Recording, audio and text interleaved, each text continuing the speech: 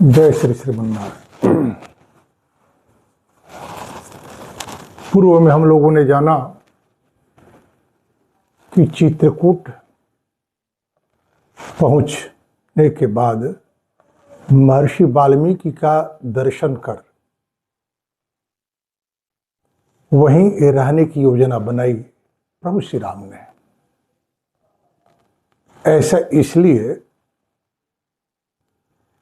कि भारत के भीतर भारतीय संस्कृति की पूर्ण स्थापना एवं शासकीय सूचिता के लिए जिस प्रकार के राजा की संभावनाओं की खोज कर रहते हुए महर्षि वाल्मीकि देवर्षि नारद के आश्रम पर गए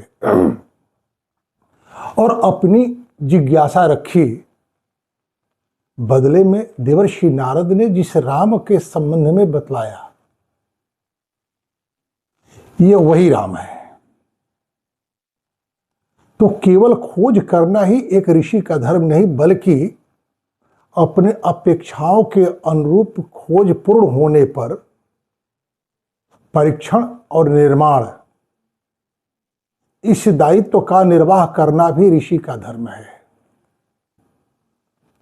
महर्षि वाल्मीकि के पास भगवान श्री राम इस उद्देश्य से ठहरना चाहते हैं कि भारत का भावी शासन तंत्र कैसा हो, इस संबंध में अपने दृष्टिकोण से महर्षि वाल्मीकि को परिचित करवाना और महर्षि वाल्मीकि के निर्देश को प्राप्त कर योजना को मूर्त रूप देने के लिए तैयार होना राम का उद्देश्य है। जैसा कि हम लोग देखेंगे कि भरत जब चित्रकूट आते हैं तो ये सारी बातें जो महर्षि वाल्मीकि और श्री राम के बीच अनहद रूप से, संगोपित रूप से संवाद हुआ, उसी को भारत के शासन व्यवस्था के संबंध में भरत को सारी शिक्षा देते हैं। इस उद्देश्य से भगवान राम महर्षि वाल्मीकि के आश्रम के पास ही रहने की योजना बनाते हुए लक्ष्मण से कहते हैं कि लक्ष्मण, आनय दारुणी दृढ़ानी च वरानी च कुरुस्वावस्थम सौम्यवासे में अभिरतम मनः। लक्ष्मण, आप सुदृढ़ और श्रेष्ठ जो आवास में प्रयुक्त होने योग्य काष्ठ हो, सारे काष्ठों का प्रयोग घर में नहीं किया जाता। वास्तु ग्रंथों के भीतर इसकी सम्यक प्रकार से व्याख्या की गई है। वैसे ही काष्ठ जो सुदृढ़ हो, जले न हो, फटे न हो, उनका आप संचय करें। मैं चाहता हूं कि यहीं पर हम पर्णशाला बनाएं और रहें। राम की आज्ञा पा अनेक सा काष्ठ सुंदर, सुदृढ़ और प्रयोग होने योग्य लक्ष्मण लाए। पर्णशाला तैयार हो गई। पर्णशाला तैयार होते ही भगवान श्री राम उस पर्णशाला में रहना आरंभ नहीं किए। प्रत्येक घर के देवता होते हैं जिन्हें वास्तु देवता कहा जाता है। बलि आदि के द्वारा उनका पूजन करना चाहिए। कैसे बलि किया जाए, कैसे पूजन किया जाए?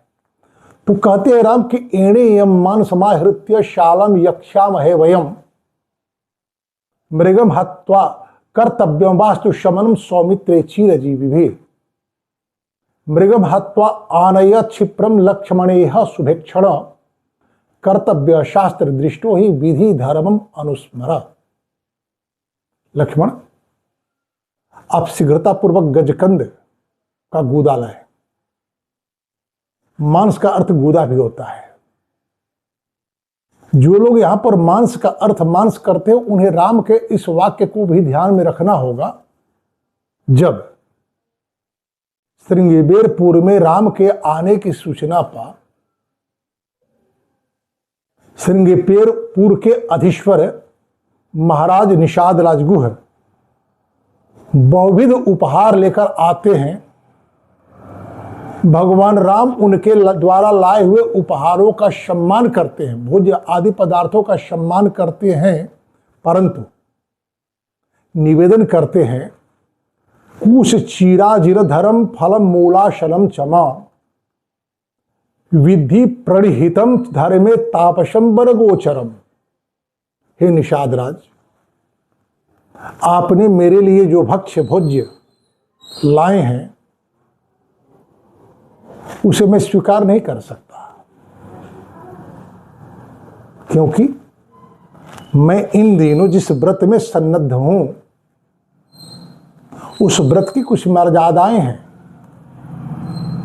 कुश चीरा जिर धर्म, कुश पर सोना, बलकल पहनना, फल मूल आदि का भोजन करना। हम भगवान को वही अर्पित कर सकते हैं जो स्वयं जिसका उपयोग हम कर पाए। ये ऐसा नहीं कि जो हमारे लिए वर्जित हो वह भगवान को अर्पित कर दे। तो पहली बात कि एणेयम मान समाहृत्य शब्द को पकड़कर कोई यह कहे कि राम ने मांस लाने के लिए कहा लक्ष्मण से, जब वे स्वयं फल और मूल का आहार कर करके अपने वनवास की अवधि पूर्ण करने के व्रत में दृढ़ हैं, तो भला मांस क्यों मंगवाएंगे। तो एणेयम मान समाहृत्य शालम यक्षामहे वयम कर्तव्यम वास्तु शमनम सौमित्रे चीर। जीव भी ध्यान देना है, किस वृक्ष का गूदा लाना चाहिए, पौधे का नहीं, जो बहुत दिनों तक अपनी आयु पूर्ण कर चुका हो।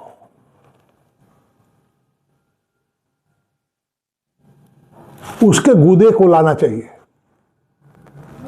मृग भात्वान यक्षिप्रम लक्ष्मणेह शुभेक्षण कर्तव्य शास्त्र दृष्टो ही विधि धर्मम अनुस्मर।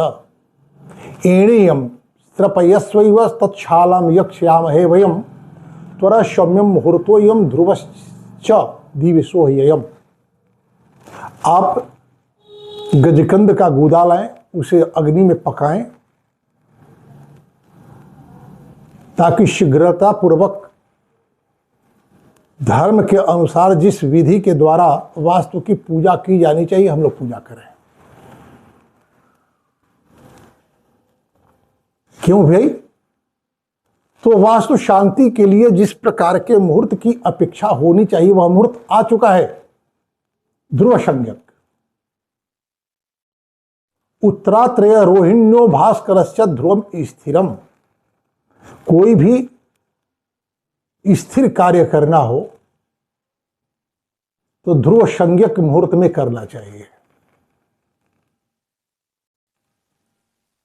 ध्रुव संज्ञक मुहूर्त क्या है भाई? तो नक्षत्रों में है तीनों उत्तरा फाल्गुनी, उत्तराषाढ़, उत्तरा भाद्रपद, रोहिणी नक्षत्र, रविवार। जब इस सब का संयोग हो तो उसे ध्रुव संज्ञक कहते हैं। अस्थायी कार्य करने के लिए, सुदृढ़ कार्य करने के लिए करना चाहिए। अब आप कह सकते हैं कि महाराज चित्रकूट के पर्णशाला का पूजन ध्रुव संज्ञक मुहूर्त में भगवान राम ने किया, परंतु चित्रकूट में तो बहुत दिनों तक नहीं रह सके। कितना दिन रहे आगे हम लोग कथा में विस्तार पूर्वक जानेंगे। बस इतना ही हम लोग जाने कि राम के वन आने के बाद राम वियोग में जिस प्रकार अपने मृत्यु की आशंका की थी, पापक ग्रहों से अपने जन्म नक्षत्र के आक्रांत होने के बाद ज्योतिषियों के द्वारा कहे गए संभावनाओं के अनुरूप महाराज दशरथ अपने जीवन लीला को समाप्त कर चुके हैं। उनके शव को तेल के कड़ाह में रखकर भरत को बुलाया गया। भरत आए। 13 दिनों तक चलने वाला 13ही श्राद्ध का कर्म संपन्न हुआ। महाराज भारत से राज्य स्वीकार करने की बात कही गई। भरत ने अस्वीकार किया। क्यों किया, इसकी चर्चा हम लोग आगे विस्तार पूर्वक करेंगे। और राम को मनाने के लिए आए, तो ये सारी बातें लगभग 1 महीने में पूरी हो जानी चाहिए। ध्रुव संज्ञक नक्षत्र में जिस वास्तु की शांति की जाती है, पूजन किया जाता है, गृह प्रवेश किया जाता है, लगभग महीने भर में ही छोड़ना पड़े तो मुहूर्त पर तो संदेह होगा ही। और ध्रुव का अर्थ क्या होता है महाराज? स्थिर का अर्थ क्या होता है? बहुत दिनों तक रहना ही स्थिर और ध्रुव नहीं है। आप जिस उद्देश्य से वहां रहना चाहते हैं, उस उद्देश्य के पूर्ति होने तक यदि आप वहां पर हैं तो वही ध्रुव कार्य कहा जाएगा, स्थिर कार्य कहा जाएगा। जैसा कि हम लोगों ने पूर्व में जाना कि प्रयाग में भगवान श्री राम महर्षि भरद्वाज के कहने पर भी नहीं ठहरे कि अयोध्या के लोग यहां आ जा सकते हैं। चित्रकूट में भी यह संभावना थी, लेकिन जो कार्य भरत के साथ श्री राम चित्रकूट में कर सकते थे वह प्रयाग में नहीं कर सकते। राम की प्रतीक्षा थी महर्षि भरद्वाज को, लेकिन खोज नहीं किए थे, अपने आश्रम पर बैठे बैठे प्रतीक्षा कर रहे थे। लेकिन महर्षि वाल्मीकि तो राम की खोज करने वाले ऋषि हैं ना जी, और भगवान के रूप में नहीं, भारत के सम्राट के रूप में। जिस संभावना से युक्त व्यक्ति की खोज कर रहे हैं, उस व्यक्ति के रूप में राम का ही परिचय दिया है देवर्षि नारद ने। तो राम के भीतर की संभावनाओं का परीक्षण और उन संभावनाओं का संवर्धन महर्षि वाल्मीकि का धर्म और कर्तव्य है। यह बात महर्षि वाल्मीकि और राम दोनों जानते हैं। भारत पर जो संकट आसन्न है उससे दूर करने के लिए महर्षि वाल्मीकि के निर्देशानुसार शासन व्यवस्था की शिक्षा से भरत को परिचित करवाना राम का उद्देश्य है। राम जानते हैं कि भरत आएंगे, बार बार भरत आए यह राम को स्वीकार नहीं है, परंतु एक बार आए उनको भारत के शासन व्यवस्था के संबंध में उपदेश देकर राम इस दायित्व से मुक्त हो जाएंगे और चले जाएंगे।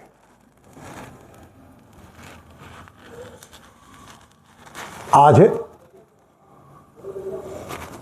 वैवाहिक जीवन की विषमताएं इतनी विषम हो गई हैं कि बहुत सारे बच्चे और बच्चियां उस विषमता की आशंका से विवाह से भागना चाहते हैं, क्योंकि मुहूर्त का प्रयोग बंद हो गया है प्रदर्शन के कारण। और जो प्रदर्शन पक्षपोषी हैं वे तर्क गढ़ते हैं, मुनि वशिष्ठ पंडित असज्ञानी शोध के लगन धरी, सीता हरण मरण दशरथ के राम पे विपत्ति पड़ी। अरे भैया, मरना सबको है, अपने प्रारब्ध के अनुसार ही जीवन जीना है सबको। सीता ने अपने प्रारब्ध के संबंध में राम को बतला चुकी है कि वन में ही मुझे रहना है। महाराज दशरथ का पूर्व जन्मार्जित पुण्य का ही परिणाम है कि उन्हें वियोग में ही मरना है। और अपने पूर्वज महाराज अनरण्य के भावना के अनुरूप राम को रावण को मारना है। सीता का भी उद्देश्य रावण का वध करना है, राम के अवतार का भी उद्देश्य रावण का वध करना है। जब आप अपने जन्म या अवतार के उद्देश्य को पूर्ण कर लेते हैं तो फिर इस जीवन और जीवन के संबंध से आप मुक्त हो जाते हैं। संसार में बनने वाले जितने संबंध हैं, सारे संबंधों के उद्देश्य होते हैं, उद्देश्य की पूर्ति तक। यदि आपके संबंध में समन्वय और सहयोग है, यही संबंध की सार्थकता है।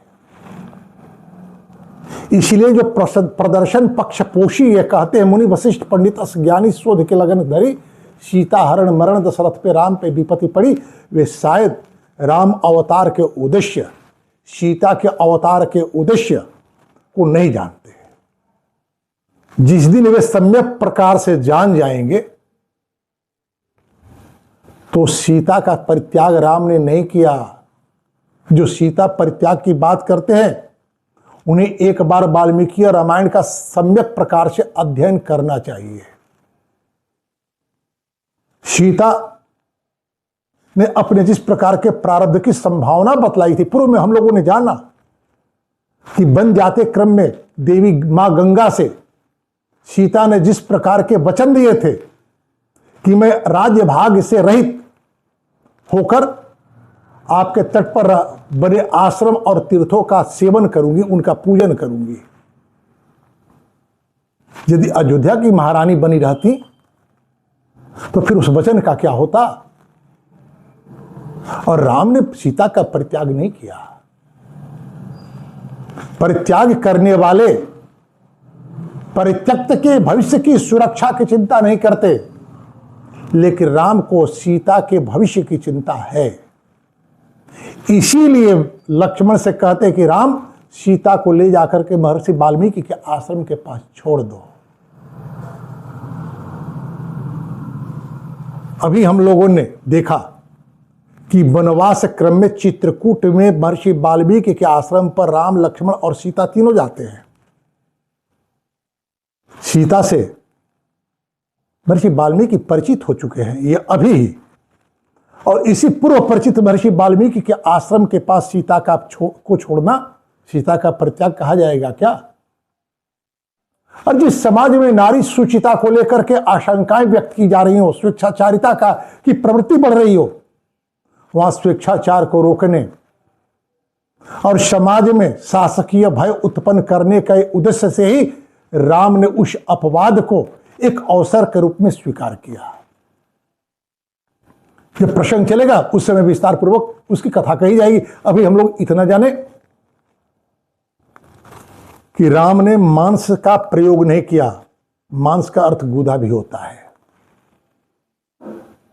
मृग का अर्थ गजकंद होता है।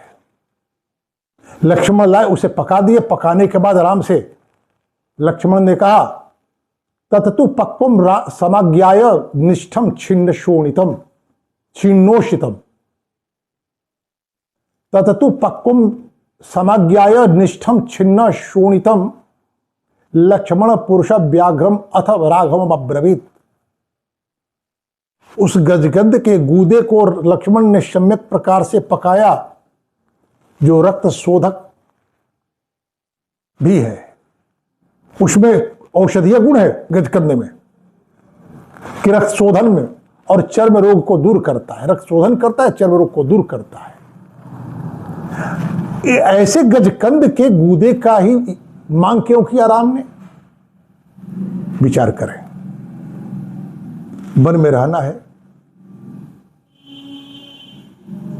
वन में अनेक ऐसे मशक आदि जंतु होते हैं जिनके काटने से रक्त दोष और चर्म रोग की संभावना बनती है।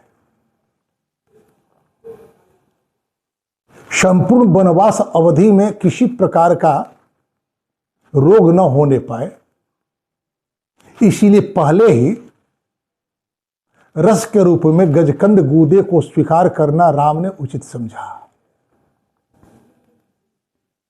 इसीलिए गजकंद के गूदे का मांग करते हैं। लक्ष्मण ने कहा कि भैया, हमने गजकंद के गूदे को सम्यक प्रकार से पका दिया, अब अयम सर्व समस्तांग श्रुत कृष्ण मृगोमया देवता देवशंका से यजस्व कुशलो यसी। इस कृष्ण गजकंद के गूदे को हमने सम्यक प्रकार से पकाया और आप यजन कार्य में प्रवीण है, वास्तु शांति का कार्य करें। प्रभु श्री राम ने सम्यक प्रकार से वास्तु शांति का कार्य किया और मंडप में प्रवेश किए।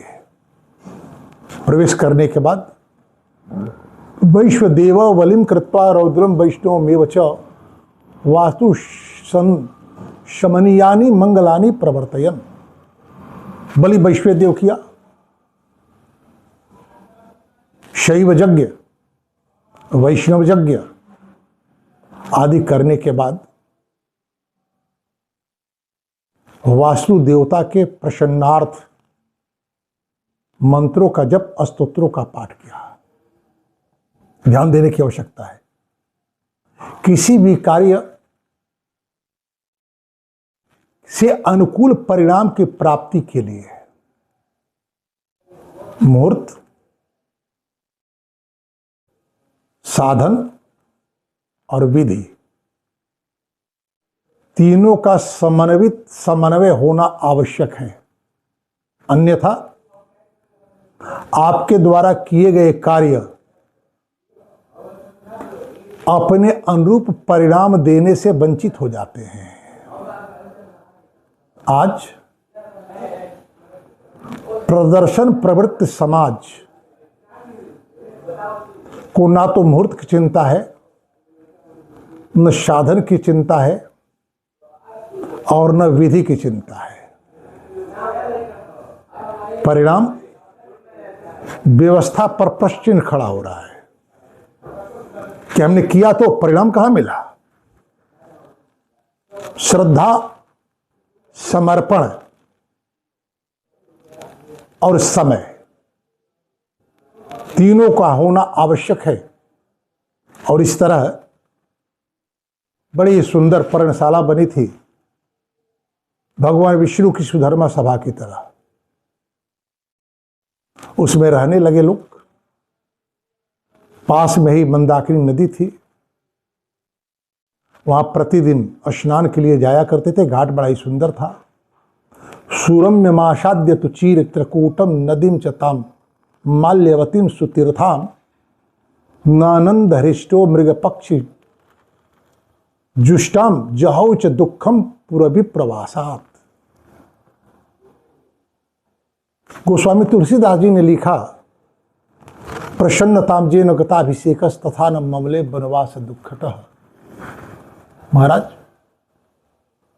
भगवान यदि मानव रूप धारण कर करके आए हैं तो मानवीय संवेदनाएं तो उनके भीतर होंगी ही होगी।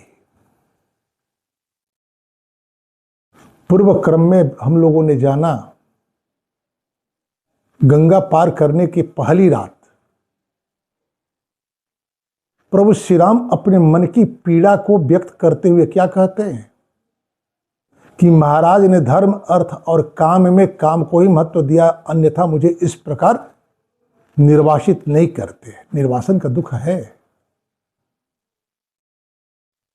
लेकिन यहां पर उस निर्वासन से प्राप्त दुख भी शांत हो गया। क्यों? कि मंदाकिनी नदी की सुरम्य घाट और पक्षियों का कलरव, मन को पवित्र करने वाली मंदाकिनी की जलधारा, ऋषियों का साहचर्य, ये सब मिलकर के राम के भीतर की व्यथा को शांत कर दिया। व्यक्ति को कहीं भी रहना हो, कोई आवश्यक नहीं कि आपके पास बहुत अधिक समृद्धि हो तभी आपके मन को प्रसन्नता होती है। नहीं, वे कुटुंबी जो आपके अपकर्ष के उद्देश्य से प्रयत्नशील हों, आपके उत्कर्ष से ईर्ष्या करते हों, ऐसे कुटुंबियों से दूर होकर, कोई आवश्यक नहीं कि बहुत बड़े कुटुंबी के बीच ही आप रहें। छोटे से कुटुंब जो आपको सहयोग करने में प्रवृत्त हों और आपके द्वारा लाए गए किंचित मात्र संसाधन में भी जीवन जीना स्वीकार कर सके, ऐसे छोटे से कुटुंब के बीच यदि प्राकृतिक सुरम्यता हो और सांस्कृतिक चेतना का संवर्धन करने वाले बौद्धिक लोगों का साहचर्य हो। ख्यात नाम महात्मा के पास ही जाकर के आपको संतोष हो या कोई आवश्यक नहीं है। राम नाम सुनबेको रसिया जैसे हनुमान जी काल नेमी जो संत वेश में आकर के राम कथा कह रहा है, कुछ देर तक तो वहां ठहरते हैं, परंतु उन्हें प्यास लग जाती है। अरे राम कथा सुनने से भी प्यास लगती है क्या? यदि आपकी इंद्रियां चंचल हो रही हो, आपकी इंद्रियों में तृषा जग रही हो, भले ही आप कथा सुन रहे हो, आप इस बात से को लेकर के निश्चित हो लें कि कथा सुनाने वाला सच्चा संत नहीं है, छद्मवेशी है।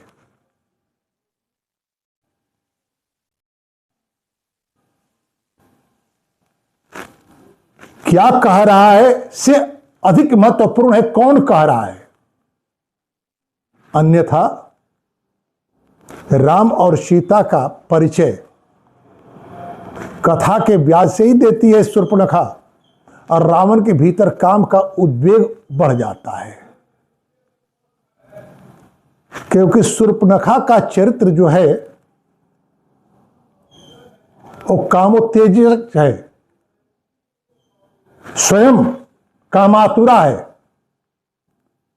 जिसके जीवन में वासनाओं का जमघट हो, वैसे लोग वासना शमन की बात करें। एक पत्नी व्रती होकर अपनी पत्नी के भावनाओं का सहयोग पाकर उसके साथ रमस करना वासना का परिचायक नहीं है। विवाह पद्धति के अंतिम मंत्र में पत्नी यही कहती है कि जब मेरी भावना हो तो आप मेरे साथ रमण करें। तो जो अपनी पत्नी के भावना का सम्मान करता हो वह भला वासनिक हो कैसे सकता है। यही कारण कि हमारे लोकोक्ति है एक नारी ब्रह्मचारी। जो अपनी पत्नी के साथ रहने की मर्यादा की उपेक्षा कर अन्यान्य स्थानों पर अपने वासनाओं को पूर्ण करने का प्रयास करे, अपने यहां भौतिक संसाधन का संग्रह करने में प्रवृत्त हो,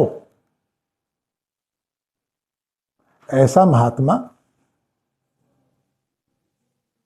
भीड़ का आग्रही हो कि हमारे यहां बहुत अधिक भीड़ लगे, इसके लिए कथा कम और संगीत अधिक। संगीत में कथा के आग्रही महात्मा लोग तो कहते हैं कि महाराज भागवत में संगीत का भी समन्वय है, अरे नृत्य का भी समन्वय है। यदि आप संगीत के माध्यम से भीड़ जुटाना चाहते हैं तो नृत्य का भी आयोजन करा दें और भीड़ आएगी। भीड़ आएगी, आपको चढ़ावा मिल सकता है। आपके द्वारा सुनाई गई कथा से सांस्कृतिक चेतना लेकर वह भीड़ समाज की सेवा नहीं करेगी। इसलिए सदा इस बात का ध्यान रखना होगा कि हम कहां हैं, क्यों हैं। जब तक आपके मन में किसी आयोजन के उद्देश्य को लेकर के क्यों प्रश्न नहीं आएगा, तब तक आप उस आयोजन के यथार्थ स्वरूप का निर्धारण नहीं कर पाएंगे। कथा होनी चाहिए शास्त्र बोध से समाज को प्रबुद्ध करने के लिए। आप संगीत की मर्शिया देकर के कथा से विचलित करना चाहते हैं समाज को। ऐसी कथा से समाज को क्या मिलेगा जी? तो भगवान राम सम्यक प्रकार से वास्तु शांति करके उस पर्णशाला में रहते हैं चित्रकूट में, और मंदाकिनी के तट के सुरम्य आध्यात्मिकता और जल की पवित्रता से अयोध्या से निर्वासन के दुख को भूल जाते हैं। जब आपके मन की व्यथा शांत होती है तब आप में ग्रहणशीलता आती है। फिर आगे महर्षि वशिष्ठ वाल्मीकि के साथ उनका संवाद होगा। देखें, इधर सुमंत्र जी गए हैं अयोध्या राम जी के द्वारा भेजे जाने पर। वहां भी देखना चाहिए हम लोगों को कि सुमंत्र के जाने के बाद क्या होता है। राम तो आकर के दूरसंज्ञा के मुहूर्त में अपने रहने की व्यवस्था की पर्णशाला का पूजन कर रहने लगे। अयोध्या की स्थिति हम लोग कल देखेंगे, वहां स्थिति क्या होती है। आज इसी के साथ वाणी को विराम। जय श्री श्रीमन नारायण।